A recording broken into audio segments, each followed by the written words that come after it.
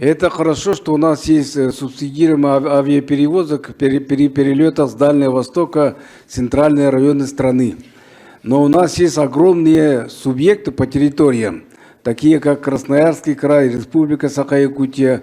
Когда с севера на юг летишь по этим субъектам, это перелетает всю Россию.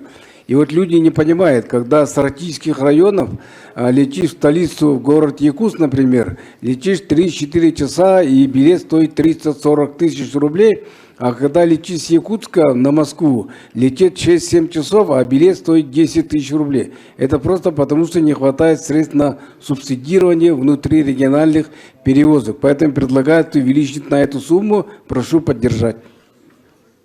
Пожалуйста, Андрей Михайлович. Спасибо, уважаемые коллеги. В поправке правительства номер 161, которая уже была проголосована, увеличены средства на авиаперевозки по социально значимым маршрутам ДФО. Да, это меньшие суммы, чем те, которые предлагает Федот Семенович. Но хотел бы обратить внимание, что источником для поправок Федота Семеновича он выбрал резерв на стратегические инициативы правительства. То есть вот все вот те стратегические инициативы, которые у нас направлены на реализацию всех задач в экономике, предлагается снять эти средства, в данном случае с этого источника. Мы, естественно, не можем согласиться с этим источником, но я бы хотел обратить внимание еще на одно обстоятельство. При всей важности этой темы на 1 ноября исполнение, я подчеркиваю, финансовое исполнение этой программы меньше 70%.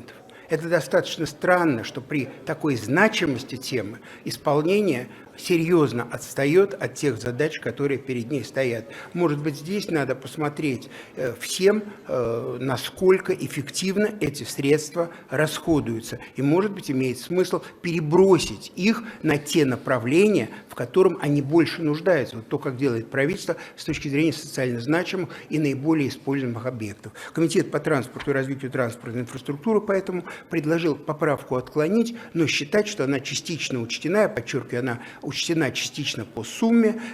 Комитет по бюджету поддерживает такую позицию. Мы предлагаем поправку отклонить, она частично учтена в поправке правительства.